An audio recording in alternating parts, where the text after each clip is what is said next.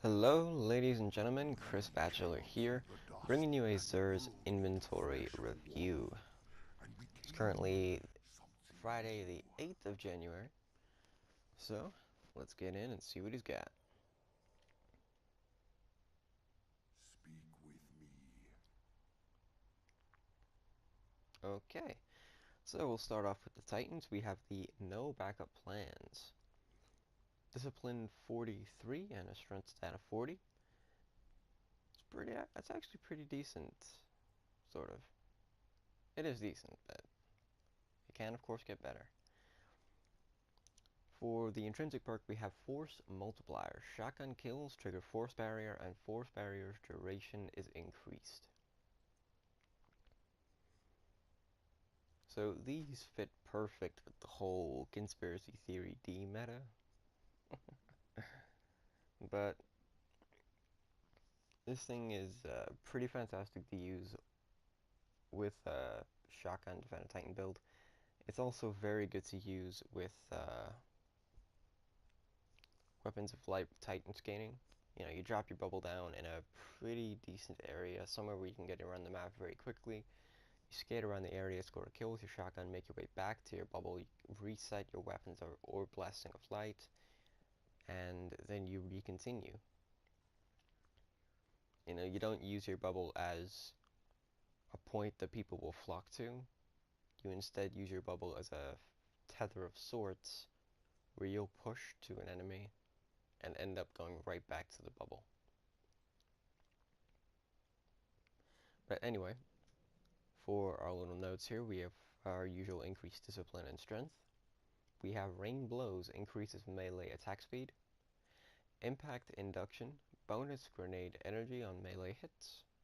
We have Shotgun Loader, so this once again fits with the playstyle that the gauntlets give you. And Machine Gun Loader. I'm pretty sure Shotgun Loader is like mandatory on the no backup plans. Well, not mandatory, I'm pretty sure it just stays there. Like even with Twist Fate, you can't get rid of it. Oh no. Very nice gauntlets, especially for PvP. PvE, not so much. For the hunters, we have the Knucklehead Radar. Discipline of 50, strength of 51. This is very, very good. And this helmet is very, very useful in PvP, believe it or not. For the intrinsic perk, we've got Sensor Pack. Radar remains visible while aiming primary weapons. So on primary weapons, this basically gives you third eye for free, which is great for weapons that actually don't have it, for weapons that may have something like counterbalance or glass half full. This gives you that little bit extra. Always useful for 6v6 game modes, you know, where you're hard scope, where you have to come around a corner aiming down sights. It's always very useful to have the radar there when you're in that situation.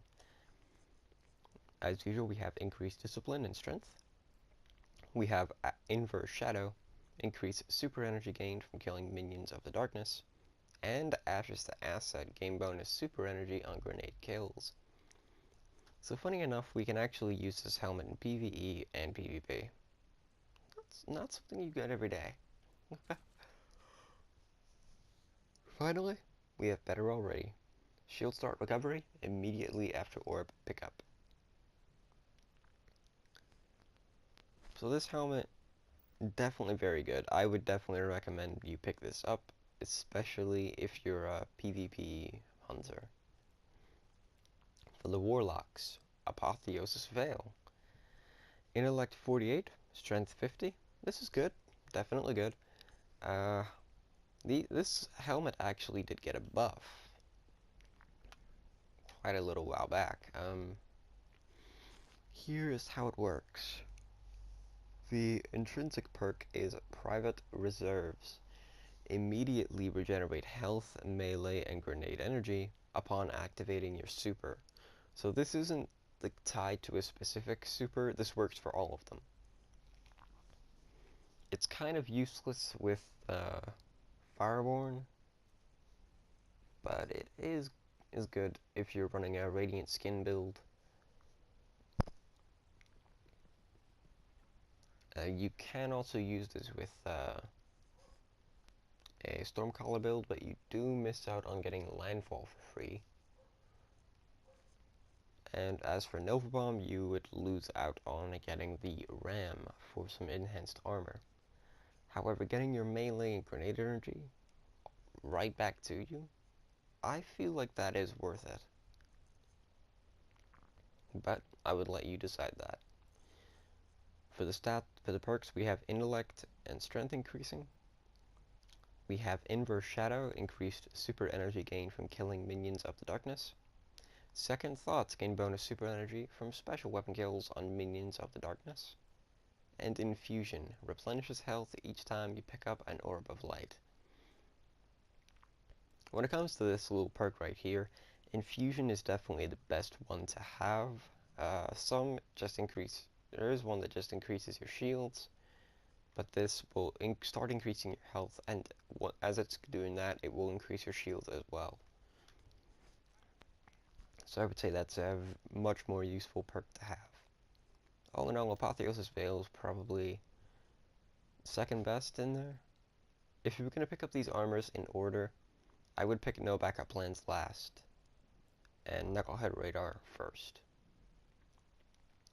But now, let's get into the weapon. We have the Dragon's Breath.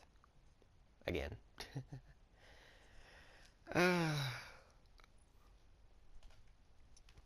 Ye old portable solar grenade launcher. The Dragon's Breath, of course, was changed very, very recently, back in the December update. For the intrinsic perk, we have Napalm. I can't speak. I'm just awake, I'm sorry. Release trigger after weapon fire to drop a solar damage napalm canister. So this works pretty simple. You fire the rocket, but you don't let go of the trigger. Once you let go of the trigger, the rocket will detonate. And this napalm canister is literally what it sort of says it is. It is a napalm canister. And it will just light everything around it ablaze. It's got a very amazing radius, but it's sort of tricky to use, especially in PvP, since people can actually just get over the flames pretty easily. But anyway, let's get into the perks. We have Smart Drift Control, Linear Compensator, and Confined Launch. I recommend just sticking with Smart Drift Control. We have Surplus. Expect to find more ammo for this weapon. This is pretty much the best perk on the Dragon's Breath right now. Just for the record. We have Quick Draw, Javelin, and Speed Reload. And finally, we have Who's Next. Who's Next on this weapon doesn't work all that well because the napalm, getting a kill with the napalm does not trigger Who's Next. Plus, by the time the napalm canister detonated, you've already reloaded. I would, however, definitely recommend running Javelin, but I'm afraid because of the already low velocity anyway, I'd have to recommend you use another rocket launcher. Last but not least, we have the Legacy Heavy Weapon Engram, and they have not actually changed the price of these. Turns out I was wrong. Oh well. 31 strange coins for 1 year 1 weapon. For the curios, we have the Plasma Drive and the Stealth Drive, upgrading a rare Sparrow to a legendary Sparrow. We have the Heavy Ammo Synthesis, 1 strange coin for 3 packs. We have the 3 of coins, 7 strange coins for 5 packs.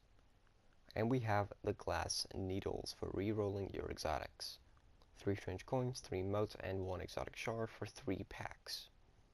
Finally, we have the Material Exchange, 2 strange coins for 1 mode of light. And we still don't have the 2 motive light for 1 strange coin. Or the 1 motive light for 1 strange coin. We just need to be able to get strange coins back from Xurs somehow. That's all we need.